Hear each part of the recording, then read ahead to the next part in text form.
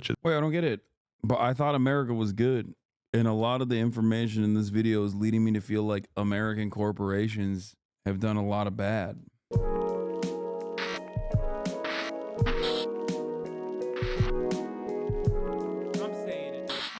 Boy, the environmental disaster. So you might have heard of Chernobyl or the BP oil spill or even Exxon Valdez. What if I told you that there's an even worse natural catastrophe in the Amazon that that no one knows about?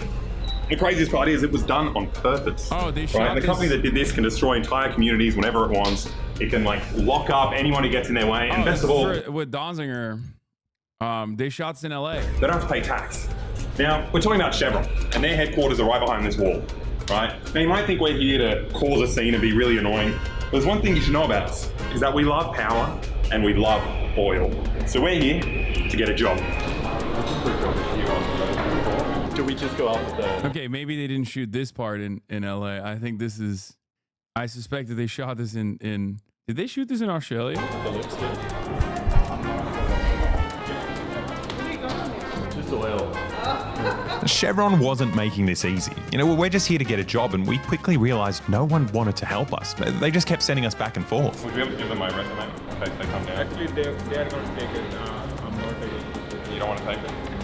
Well, no, it's a little bit less.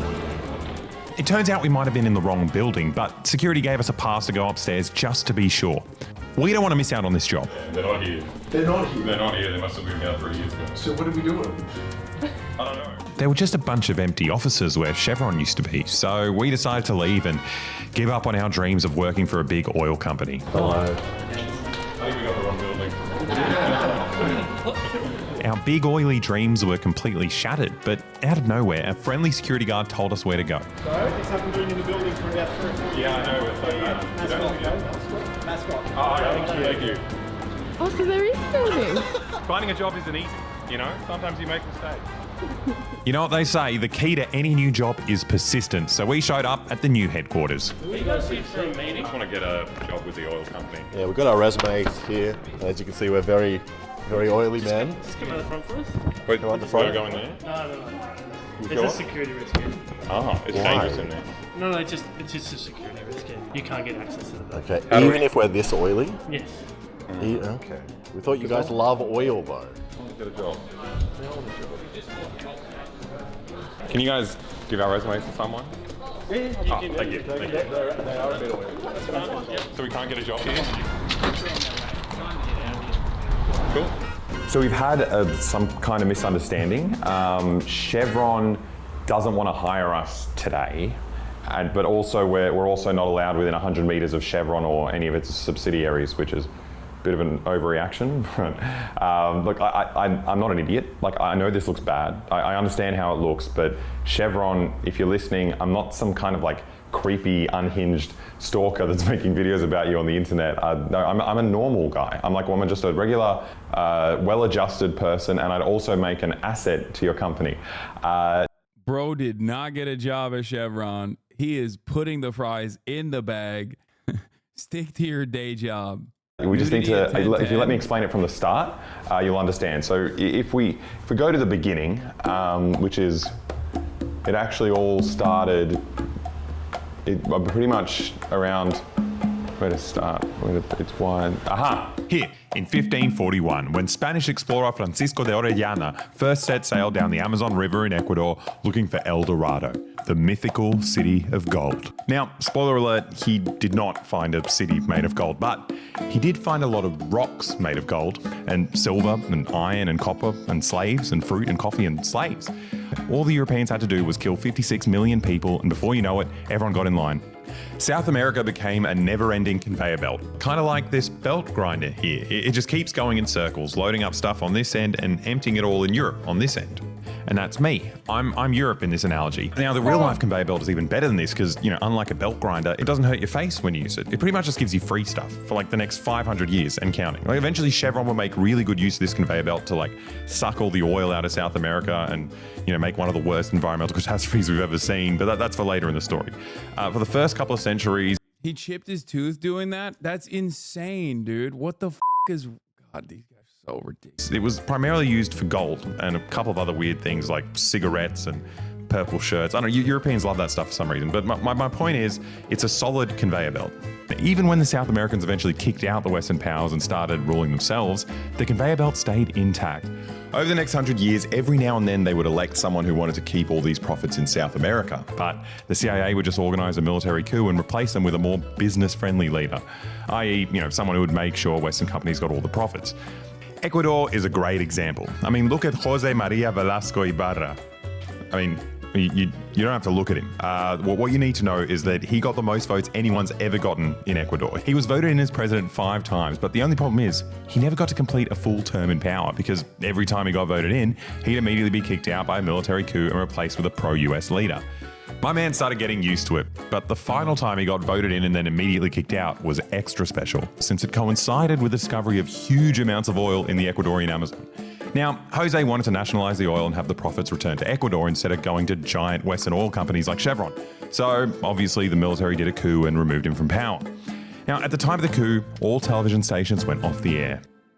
6 million Ecuadorians had no idea that a military takeover was happening, but somehow an American company called Texaco knew exactly what was going on, and funnily enough, the military government's first order of business was to grant Texaco full rights to Ecuador's oil, which is a crazy coincidence. But what's even more of a coincidence is that every time a new leader took the reins of this newly formed Ecuadorian military dictatorship, he'd have to assure Washington that he had no plans to nationalize the oil industry if he wanted to stay in power. Now, with Ecuador's pesky democracy out of the way, Texaco went to town on the Amazon, digging up all of Ecuador's resources for free and keeping all the profits for themselves. Now, over time, the very hungry oil company drank up so much free oil and just grew and grew and grew that eventually Texaco merged with Chevron, which made 2 very big oil companies become one of the biggest companies in the world. But the fun ended in 1992. The Ecuadorians finally managed to nationalize their oil and they drove the oil giant out of the country. But this is where the horror show really started. I mean, the Ecuadorians finally got full control of the oil fields and they got a glimpse of what this company's been doing in the Amazon for the past 20 years. There were always rumours of what was going on deep in the rainforest. While the company was in charge, local tribes occasionally complained that their water tasted different. But the oil company brushed them aside and said, "Don't worry about the taste of the water, drink it up. We've done you a favour and filled it with special vitamins that are good for you, actually." And it turns out they did exactly what you'd expect a giant corporation to do in a third world country where they had complete control over the government. They decided to dump 72 billion litres of toxic waste into the pristine rainforest rivers because it was, cheaper than disposing of it properly. They wiped out multiple local communities, they poisoned and scarred their bodies and destroyed all their food and water, causing what experts have called the Amazon Chernobyl.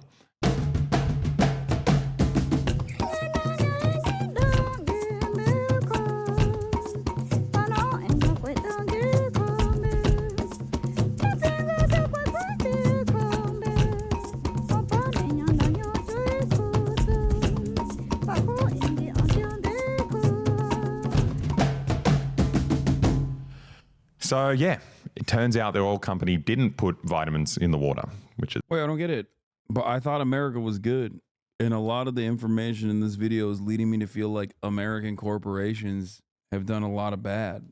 Can someone please frame this in a way that makes sense to me so it doesn't harm my liberal sensibilities that include that America gets to have its private for-profit businesses go to other countries and suck up the natural resources at the behest of the profit motive, while simultaneously destroying the natural natural water supply, wildlife, indigenous population. I don't get it. Which is very sneaky. But we decided to talk to Steven Donziger about it. He's a lawyer who fought for the people of Ecuador. Chevron actually ended up throwing him in prison, which makes him the only American citizen in history to be locked up by a private corporation. But in a not a criminal trial, by the way, but a civil one. We'll get into that later. First, we want to talk about what he saw in the Amazon in the 90s. Now, the only problem is he lives all the way over here in New York, so we decided to meet. Didn't you interview him? Yeah, Steven is the GOAT. He's dope. In the middle, in sunny Kiribati. But it turns out Chevron won't let him leave the country, so we decided to meet in sunny LA. At a beautiful, pristine park in the middle of the city that's also somehow home to a bunch of Chevron's oil pumps. It's such a good shot, just an oil well. It looks like it's drilling into your head. Seriously? Yeah. That's really funny. I guess we'll start from the beginning. What did you find in the Amazon? What happened down there? It's This sort was of in LA. hard to describe how bad it is in Ecuador. Like what they did is just apocalyptic. And I remember seeing a lot of bad shit. But I remember going over like a hill in the car we were in. In the distance, I saw what looked like a lake. It was sunny and it was like glistening in the sun. And as we got closer, he's like, "That's not a lake." I'm like, "Well, what is it?" He goes, "That's an oil spill." It was that large. But this was the crazy part. We get near the lake, it's hot as hell. You smell the vapors. They're awfully harmful. It's like you can't even hang out there that long, you start getting headaches. And as we got up to the lake, I saw these two indigenous men like wading with no shirts on, no protection, through the lake with like mops. And they were like shoveling the oil into bags. And then like coming out the side, they had oil over them and putting the bags like on the ground. And then going back in the lake and wading and doing the same thing. Like Texaco deliberately created this system. This was not an oil spill. Yeah. This was not an accident. This was an engineered design to dump systematically literally millions of gallons of toxic waste into a pristine, beautiful ecosystem that indigenous peoples relied on for their sustenance, had relied on for thousands of years. In a few short years, they poisoned the whole thing. And since the land can't support them anymore, they're left to take jobs, like pay nothing, virtually nothing, to sit there and do this futile exercise of mopping up an oil lake with your bare damn hands. While there's a pipe that's still... Yeah, exactly. Feeding it in. It was at this point that Stephen remembered that he was, in fact, a lawyer, which means he can represent these indigenous Ecuadorians who had never set foot in a courtroom before. Ellos van a estar ahí. There you go. I did it. I was able to avoid the brief moment of nudity, apparently, at 10:10. Sentado arriba, con sus trajes, sus corbatas, etc. No tengo... These motherfuckers should be in prison, but we're too busy locking up homeless people for existing. Wait till you find out who actually gets locked up in this story. Because not only did we not jail the executives that did this, those executives then turned around and locked up the top of the hour ad break, which comes at the top of every hour. It's a 3-minute ad break right now. Here it is. Yeah, sorry to spoil it. Okay, spoiler alert. Spoiler alert. You know, this is something that you should know already because I've interviewed Steven Donziger already. Now, the initial problem was that this oil company was in control of the Ecuadorian government for decades. So they got the government to sign something called the Act of Liberation, which made it illegal for anyone from Ecuador to sue them, which I didn't know was possible. I mean, on that note, Chevron, if you're watching, by watching this, you legally forfeit your right to sue us. Okay, glad that's out of the way. So the cards were stacked against the Ecuadorians, but nonetheless, Stephen started their 30-year fight with Chevron. Now, he may have had 54 independent judicial site inspections resulting in 64,000 chemical sampling results showing pollution, but you could say Chevron had a bit of an ace up its sleeves. The ace was $262 billion. So in order to silence the indigenous Ecuadorians, they hired 60 law firms and 2,000 lawyers, which, in case you didn't know, is this many people, which means Chevron ended up spending over $3 billion in this case. Now, when a company like Chevron puts 2,000 of the world's most expensive lawyers in the same room, you end up getting bombarded with mountains and mountains of useless paperwork.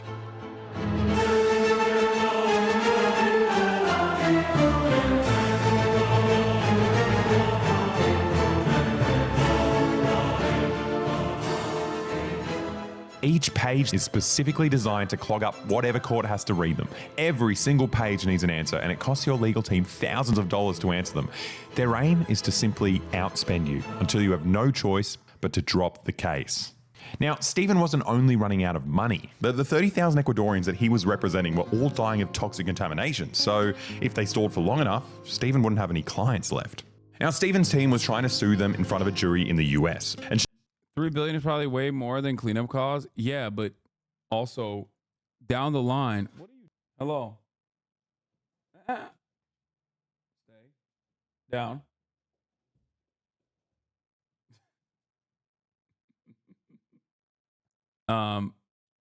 What I was saying is if they don't pack this shit up, then it's going to obviously, one, it's going to kickstart a landfall of other similar points of litigation from many of the other countries that they exploit in similar fashion. So you can't do that. You can't set precedent that this kind of thing is prosecutable. Chevron sure as hell didn't want that. So after 10 years of stalling, Chevron eventually won and got to choose to do the prosecution back in Ecuador, a tiny country with no real power to enforce any rulings. And then the next 8-year battle began. Now, Chevron didn't just stall and outspend Stephen. They got even sneakier. They went so far as to set up fake laboratories. They would pose as independent labs who studied soil samples and coincidentally concluded that there was actually no pollution in the Amazon. But it turns out they belonged to Chevron, and thanks to a group of brave whistleblowers, the truth got out. We've covered Australian whistleblowers a lot on our channel, and a lot of our friends have been sued and imprisoned for doing the right thing. But these guys are on a whole new level. Like, when you get in the way of Chevron in a third world country, you usually get tortured and murdered. Like one of the main Indigenous representatives for this Chevron case, Pablo Fajardo, he was receiving death threats as soon as he joined the legal team, and as a warning, his brother was tortured and killed and the government refused to investigate it. Es este lugar donde está sepultado mi hermano. Mi hermano murió 8 días antes de que realicemos la primera inspección judicial del caso Texaco. Le habían torturado fuertemente, cortado su rostro, no tenía nada en la cabeza, no se le conocía, no se le identificaba. Alguna vez un informe militar le dijeron a uno de mis hermanos que a quien buscaban era a mí. But in the face of all this brutality and corruption, the people of Ecuador just kept fighting and they won. Like, it's insane. Chevron was ordered to pay $9.5 billion to the people of Ecuador. Like, David beat Goliath. This had never happened before. It was a landmark ruling, like one of the biggest cases in world history. Except, you know, that also got held up in the court. And somehow the indigenous Ecuadorians beat one of the world's biggest corporations. But it was time for the next ace up Chevron's sleeve. Also money. It was also money. They lobbied the US government to sanction Ecuador. They pulled all of their assets out of the country before the court could seize them, knowing that they were so rich and powerful that no other country would dare enforce Ecuador's ruling. Their top lawyer famously said in 2009 that we will never pay a penny of this judgment. We will fight this until hell freezes over, and then we will fight it out on the ice. I mean, look, considering that they're polluting the planet, maybe, you know, hell will freeze over pretty soon. Yeah, that might come sooner than we think. So now, after 18 years of fighting, Stephen's team has to chase Chevron around the world, trying to find a country that would enforce this judgment and finally make Chevron pay for purposely destroying these people's lives. In the meantime, the Amazon still looks like this. You know, this giant Western company drenched it in toxic waste, and the few bits of the Amazon that are still pristine are now reserved for rich Westerners who just shit and vomit all over the rainforest floor while trying to find themselves on an ayahuasca trip. But if you think that's bad, things are about to get much, much worse for the Ecuadorians.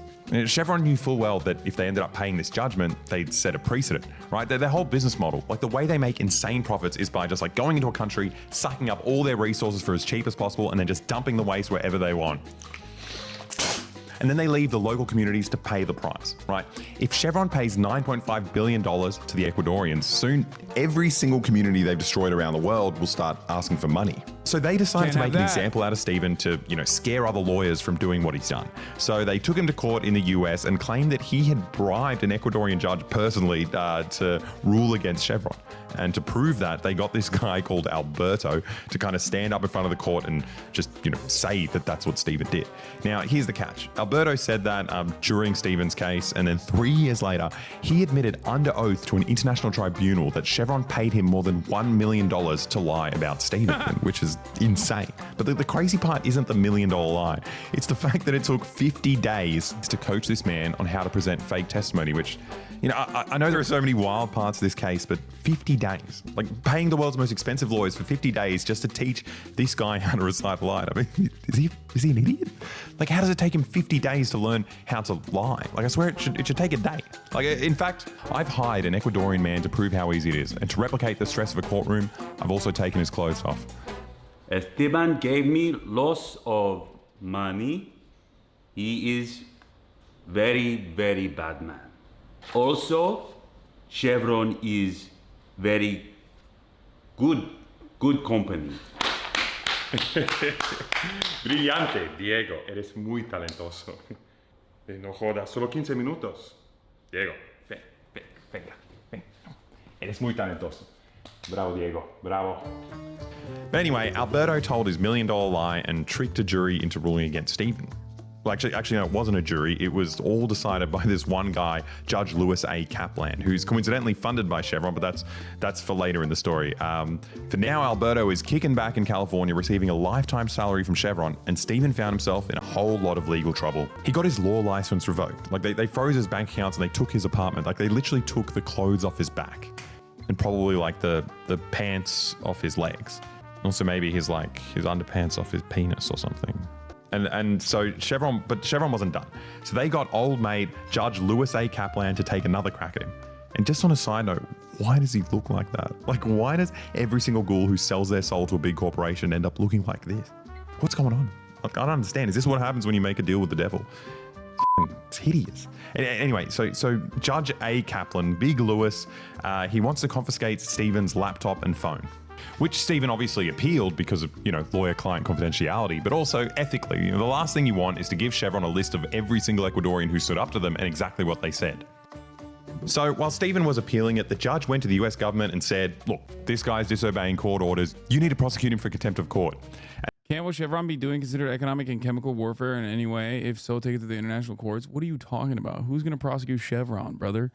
They are literally more powerful than any fucking international court. They can't even get a goddamn government. Chevron is bigger than America. What are you supposed to do? And the US government, to their credit, were like, no way, we're not getting our hands dirty with Chevron's corrupt case, just leave us out of it, right? And, in most countries, this would be the end of the story, right? If the government doesn't want to prosecute you, then you're free. But this wasn't a normal country. The judge actually managed to run a private criminal prosecution for the first time in US history. This is where a private company can take over the government's job and decide who goes to jail themselves.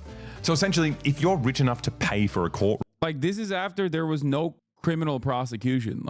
Prosecutors were like, yeah, we're not going to do this. This is insane. So they were like, okay, I guess we'll do it ourselves. For all intents and purposes, you're the government now. And you don't even need to have a jury. The judge you hire gets to decide. Now, it's bad enough to have a private company sending someone to jail. But what's worse is that everyone who's meant to be independent is actually on Chevron's payroll. The original judge who decided this was a Chevron investor, and the law firm he had handpicked for the private prosecution, Gibson, Dunn & Crutcher, was paid $3 million from Chevron just before they started prosecuting Stephen. And there's even more law firms linked to this. It's insane how these law firms are so good at breaking the law. I think it's just when you have a business that is just a bunch of last names in a row, people take you more seriously. It's easier to get away with stuff. I don't know. But anyway, there's a lot of info out there on exactly how Chevron funded these companies. But if you think that's exciting, then you're a nerd.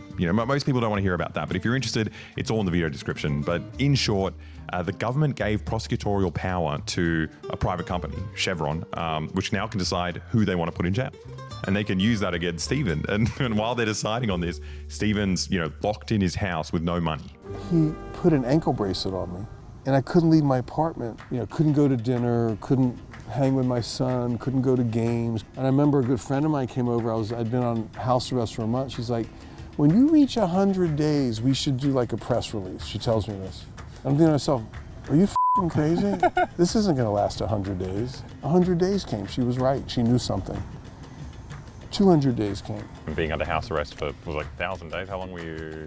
993 days. So just under 1,000. That's lenient. That's nice. Yeah. No, I know. Yeah. Now look, I'm not a lawyer, but I have done a lot of crimes, and to me, this sounds like a crime, right? Locking someone up for 993 days, without being convicted of anything, sounds like kidnapping. But it gets worse. And they sued me for $60 billion. Okay. So I got sued for the most amount of money of any individual in the history of the United States. And just so people understand a little bit about me, I'm like a normal human rights lawyer. I have very little money. You don't have $60 billion lying around? No. I mean, they sued me for more money than any bank has been sued for, any oil company's been sued for, and I'm just a lawyer, sitting in my 2-bedroom apartment in New York with my wife and son. I mean, it was the craziest shit. So after almost 1,000 days under house arrest, Chevron obviously convicted him of contempt of court and sent him to prison, which, is unusual for a misdemeanor. But what's even weirder is that they managed to sentence him for 4 times the maximum sentence. So prison was crazy. I was scared that honestly they would kill me in prison. Because given how irregular everything was and how corrupt the shit that had gone down, I'm like, my God, if I go to prison, I'm gonna be completely vulnerable. Yeah. They could arrange for me to die, for a guard to kill me, or they could charge you with another crime, keep me there forever. Now, unfortunately for Chevron, they didn't manage to kill him in prison. But in fact, the prison was actually more on Stephen's side than he expected. Like the prison management was just embarrassed to have this obviously innocent man in a maximum security prison on a misdemeanor. And it was horrible PR having, constant protests and visits by celebrities and politicians and multiple reports from Amnesty International and the UN. The prison wanted him out of there. But the prisoners, on the other hand, wanted him to stay. Several of the inmates gave me a nickname, the counselor, because they would come up to me and want advice on their cases. My response, I thought, look, you don't want advice from me. I'm a really bad lawyer. You never want to get advice from a lawyer who he himself is in prison. Trust me, you don't want my advice. But I'll listen to your story. So people thought that was really funny. So they started to call me the counselor. You could get anything in prison if you had the money. And I eat a lot of vegetables, and the word was the food budget had been running out, so there were no vegetables, no fresh vegetables in the prison. Everything was processed, gross food, not a lot of it. I was losing weight rapidly. So I asked this very well-known inmate who was a mob guy, who was super respected in the prison. I said, do you know where I can get a carrot? I said, all I want is a damn carrot. And he goes, counselor, give me a couple of days. So one day, he starts shuffling down the hall at night, and he goes, here, and he pulled out the biggest, dirtiest carrot I'd ever seen. It was it was just lifted out of the ground 5 minutes before, it had dirt all over it. Wasn't in his ass? Yeah. How do you smuggle that? Yeah. I'll tell you what, he's like, here's your carrot. So I washed it, ate a couple bites. I'm like, I'm gonna sort of try to eat this little by little every day for 10 days. It was enormous. It was such a good carrot. So this is the funny part. I finished the carrot. A couple days later, every night at 9 o'clock, you have to stand in front of your cell, and the guards come in, and they literally count one by one with those little things, 1, 2, 3, everyone in the prison. So I'm standing in front of my cell, and I look down at the end of the hall, and the guard who was running the count, I thought I saw a carrot in his hand. And the craziest shit, at the end of the hall, there was this big trash bin. I saw him, or I thought I saw him toss the carrot into the trash bin. So I'm like, when the count ends, I'm gonna go see if I can dig that carrot out. But I'm but the other thing about prison is it's really clean. The inmates keep everything hyper clean, and if you have germs or don't keep clean or take food out of a trash bin, you're not really highly regarded. Yeah, right. So I'm okay, I gotta go see if it's a carrot. If it is, pull it out without anyone seeing me, okay? So I walk down, I'm looking, I'm that's a f***ing carrot. Nice. And it's a big one too. But I'm looking around, I couldn't pull it out. So I went back to my cell, I'm I'll come back in 10 minutes, and everybody goes to bed. Came back in 10 minutes, and goddamn it, the trash bin had filled up, and someone had taken it out. So I lost the carrot. But the point is, a normal human being in prison became so desperate for food that I was literally ready to dive into a fucking trash can to get a carrot. No, it's the craziest shit. And I thought to myself, what are you becoming? Yeah. Because when you're in that environment, there's a shortage of food, shortage of love, shortage of education, shortage of opportunity. Everyone's abused. You create the characteristics you need to survive in that environment. And I felt myself changing. Yeah. Wow. And I was really happy to get out of there. Yeah, I can imagine. Although telling that story, I'd eat a carrot after. Yeah. But I bet not in prison. No. Listen, nothing against eating carrots out of bins. I'm ready to do it, I went from Harvard Law School with Barack Obama to jumping into a trash bin in a prison to get a carrot. That was really incredible if you think about it. So Stephen did his time and finally got to be reunited with his family. He was technically free, but Chevron succeeded in completely destroying his life and made it impossible for him to continue his work with the Ecuadorians. I'm not locked up, but think about it. I can't leave the country, I have no passport. I can't work, I have no law license. And I can't transact business, I have no bank account. And I can't work even a non-law job because I owe them money and they could take the money. So you're looking at I don't know how to describe it. I'm like a half citizen. Yeah. Now, this is all incredibly depressing. I mean, Stephen's life was destroyed because he dared to do the right thing. But here's the good part. You can fix this. Now, in our last whistleblower video, David McBride was about to go to jail and he didn't have money to appeal the sentence. Then we posted our video and had a link to his chuffed crowdfunding page. So you guys raised $90,000 for his legal fund in the first 3 days. Like, I didn't know we could do that. Like, how is that possible? It's insane. He was completely broke and he was facing down like a corrupt government. He was going to go to jail like for ages. And you guys gave him the money to launch an appeal. Like, you did that. Like, it's insane. So we've partnered with Chuff for this video to show the people in power that we can do it again. Right? Like, this community has turned YouTube into a weapon for the most disadvantaged people on earth. So click the link in the description and donate whatever you can to Donziger's legal fund. And we can fight back against Chevron and get them to pay for what they did to the people of Ecuador. Now, I know it sounds crazy, but we actually have the power to influence this. Like, we've done it before. Like, if the Ecuadorians win this, we have a viable model to make corporations pay for their crimes around the world. I just want to say, like, even though the communities in Ecuador have not collected the money yet, they are going to collect the money. It's not so much the... You see Davis Chatter, Stephen Donziger, the lawyer in the video, will be coming to speak next Tuesday. $10 billion, although they don't want to pay it. It's the model that produced the $10 billion. Yeah. They sort of see this case as potentially opening up the floodgates to a huge amount of global liability because they're guilty of pollution all over the world. Yeah. And they don't want this to be replicated in other countries. Now, look, I know what you're thinking. I don't live in the Amazon. It's just an obviously made up place full of fake animals. I mean, what's this thing? It looks like bad AI. The whole place is supposedly populated with these obviously fake creatures. But this isn't just an issue for the Amazon. Wow, what a flex. What a flex. Chevron keeps doing the same shit wherever they can get away with it, like here in LA. Now, if you spend any time in the poorer areas of LA, you'll see oil wells right next to some unfortunate person's house. But in rich areas, they'll legit build fake hollow office buildings and hide all their operations inside there. Like this. It's a fake building full of oil wells and no one knows about it. Excuse me. Do you know what's in this building? Yeah. That's... Dude. Is that your house? No, dude. What the fuck? No, it's You think I'd let them fucking film near my house? What are you, insane? got 50 oil wells inside. They're pumping oil, but it's like a fake building. It's really weird. Are you serious? Yeah. It's my guest house, chat. Duh. It's like a fake building, and then they've just got all these oil wells in, but they have to like make it look like a building. That is crazy. We just walk past it and not even have an idea. I'm staring at it, I'm like, there are no windows. It's no windows. It looks like a building, like to your brain, like if you just see it but don't pay attention.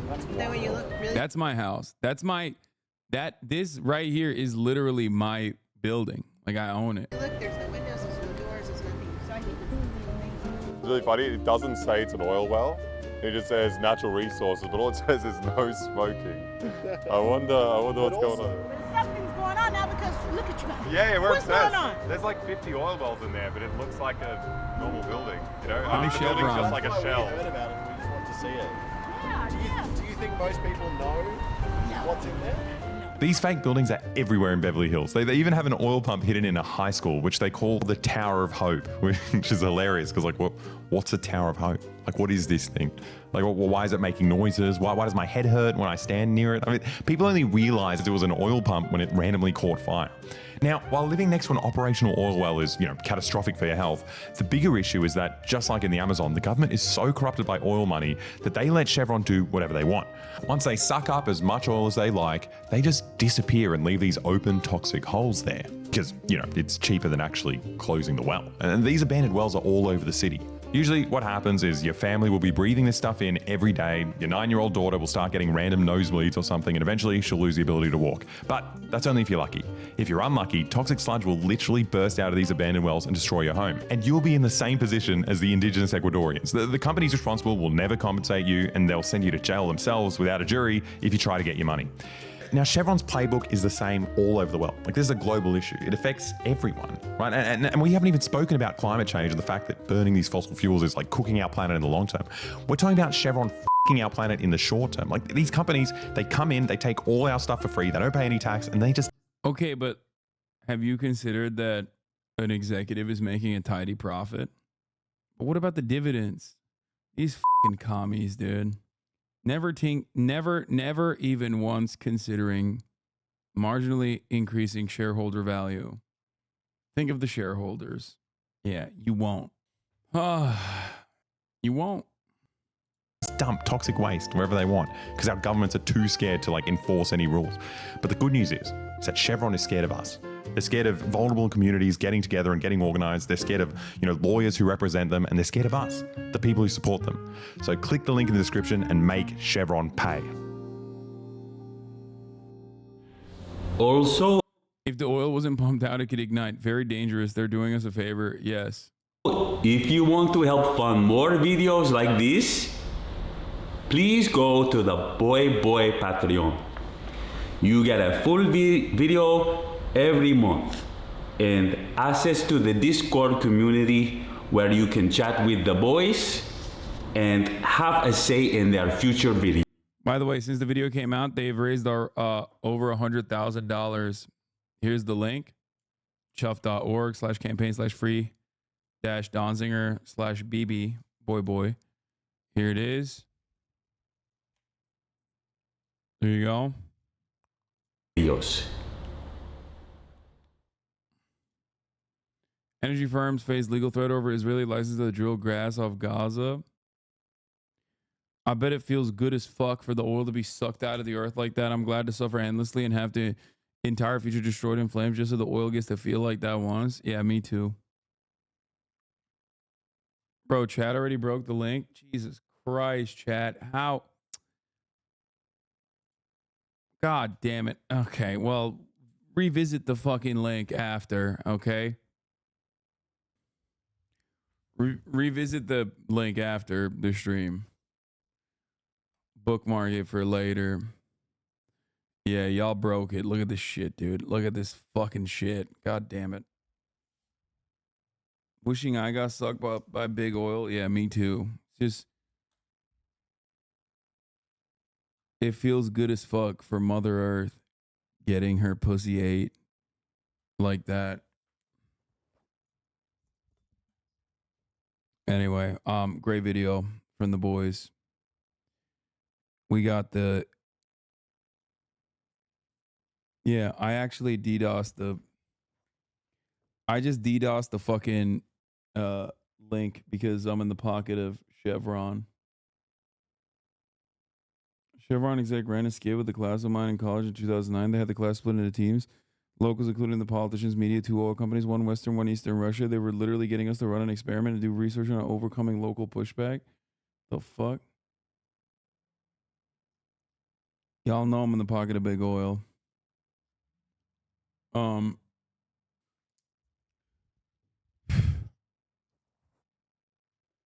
You already know what it is, baby.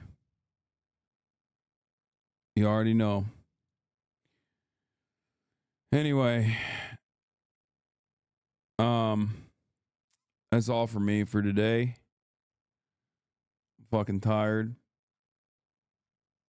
And I'll see you tomorrow. 20K donated the last 30 minutes. Disgusting. Stop donating. Stop it. Stop it. I love Chevron.